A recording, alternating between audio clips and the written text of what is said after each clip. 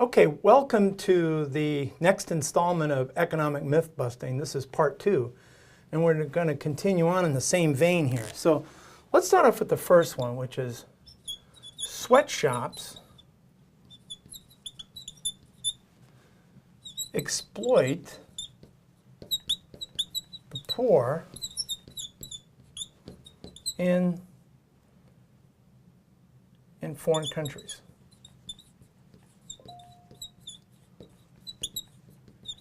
Okay, and in this case, read poor foreign countries, right? Well, let's take a look at this and see if this is the case.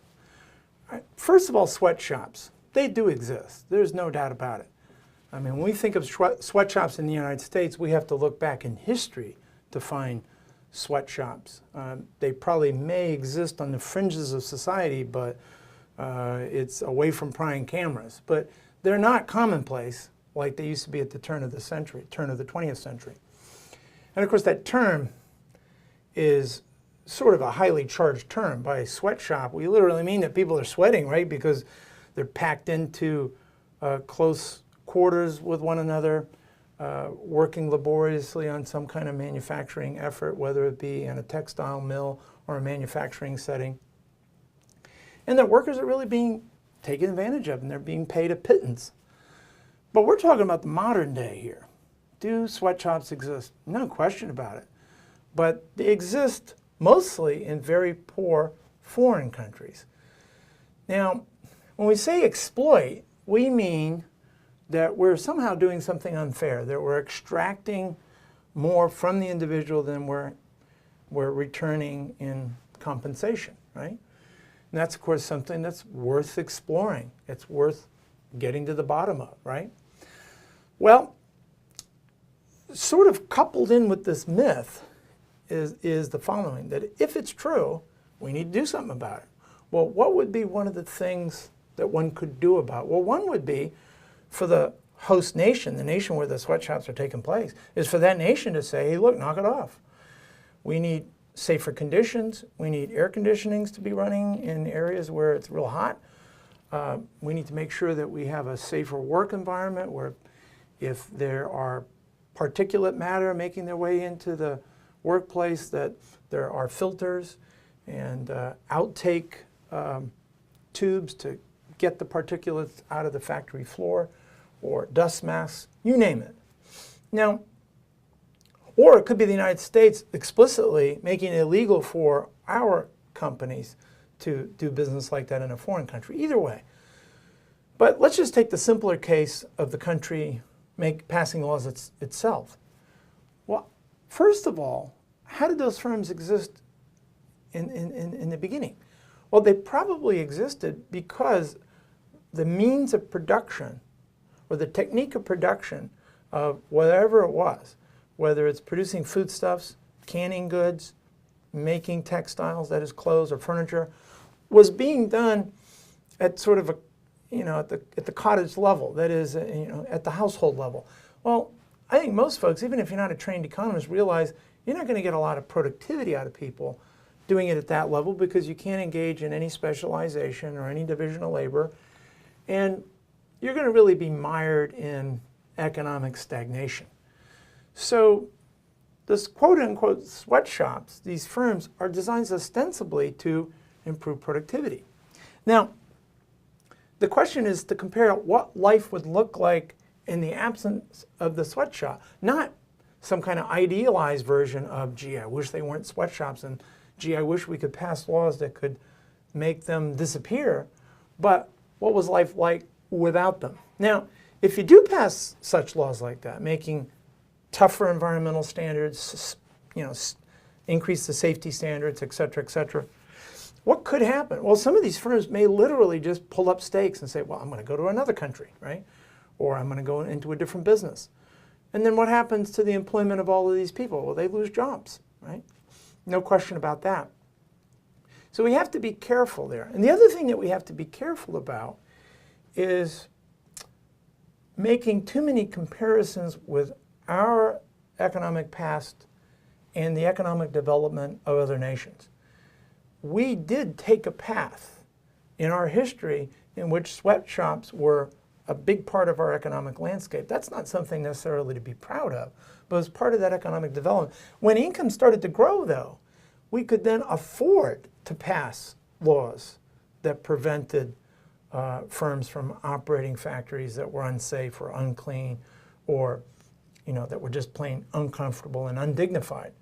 But not until then could we really do that, because employing those kinds of regulations in the nascent part of these industries could have been debilitating. So that's, I think, one of the ones that it's still fairly controversial, but I think when you start digging below the surface a little bit, you realize maybe that's a bit of a myth.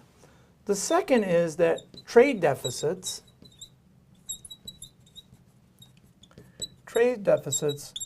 are a sign of weakness.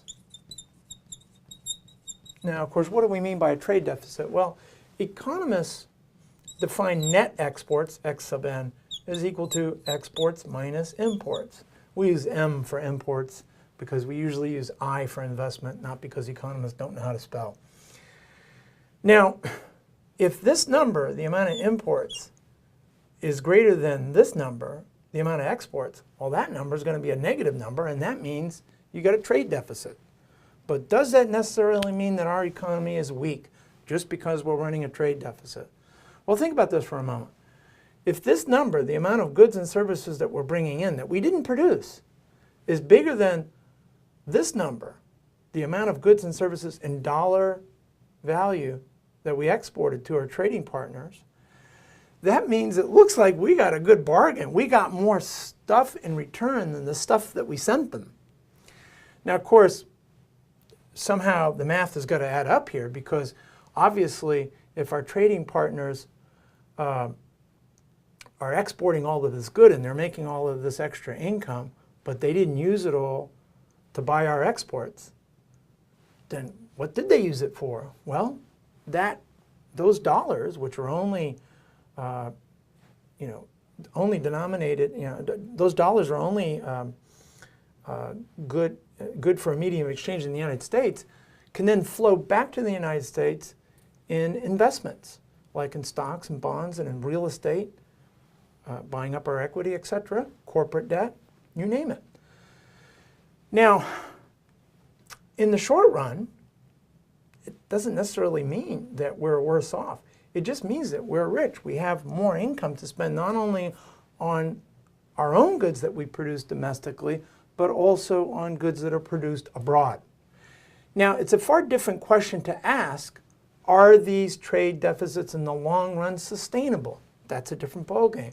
And that's actually a valid question to ask, because it may very well be that this isn't sustainable if it happens year in and year out for a decade or more. Why might that be? Well, remember when I said, what are the Chinese doing with their extra dollars that they had because they didn't buy all our goods with them?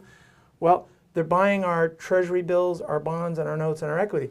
In other words, there's an inflow of this financial capital back into the United States, and that can artificially lower interest rates, which for most consumers and firms looks like a great thing, right?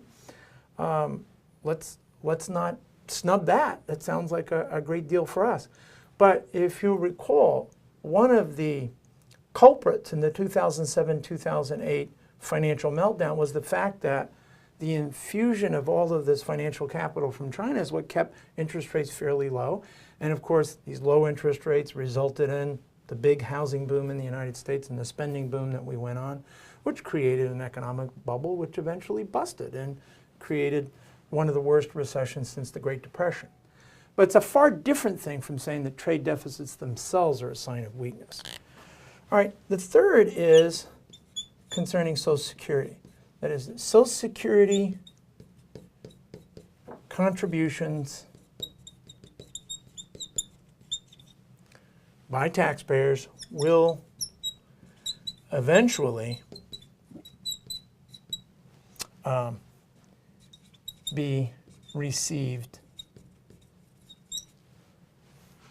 by their contributors.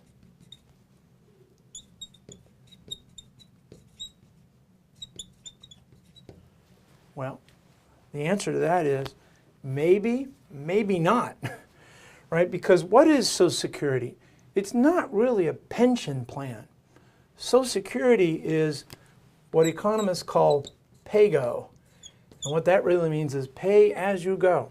That is, monies that come out of current workers' paychecks go to finance current workers who are now retired, right?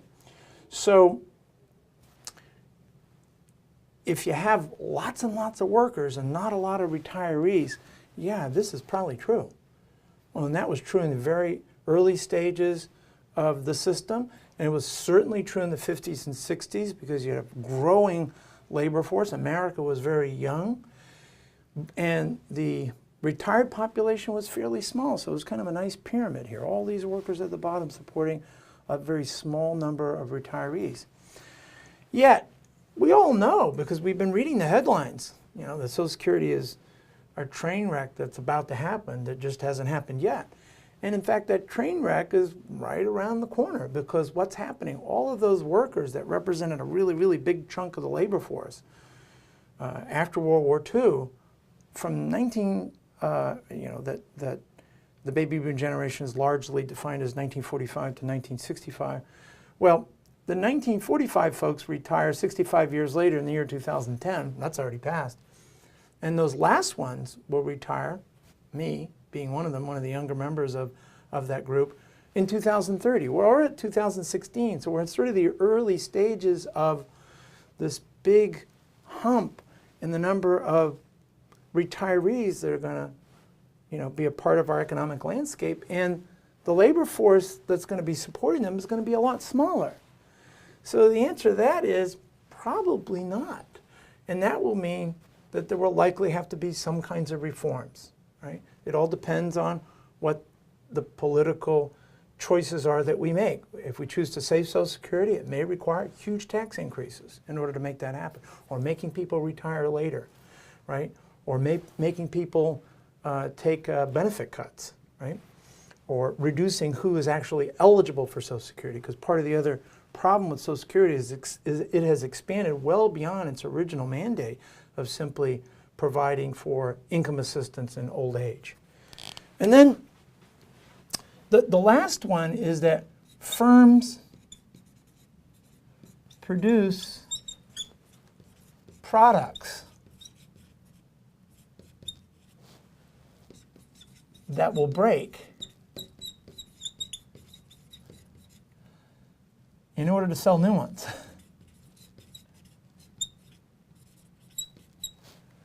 Now, I think there is a sort of visceral reaction that a lot of people have to this particular one, and that visceral reaction is, yeah, I mean, you go and you buy something, and by golly, doesn't take long, in a matter of weeks or months, the darn thing breaks, right? How many times have we gone and bought something like that, whether it be a household appliance or whether it be some kind of tool that we bought at a discount store, right? And it breaks. The trouble with that is that it would have to involve a great deal of coordination, and it would have to involve a massive conspiracy among all of these companies. And the trouble is with conspiracy. Conspiracies work well when there's only a few people involved. But when you have a lot more folks involved, a lot more agents involved, it becomes much more difficult, because then you can't police the actions of all the people that are involved in the conspiracy. So, number one, if you're producing a product that's going to break quick, that's a competitive problem, because what if your competitors decide not to? They produce a product that actually lasts. Well, you're out of luck. And then the other thing is this.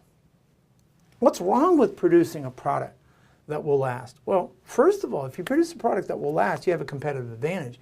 And second of all, if you produce a product that will last, you can charge more for it. So if you produce, let's say, batteries that wear out really quickly, well, you can't charge much for a product like that.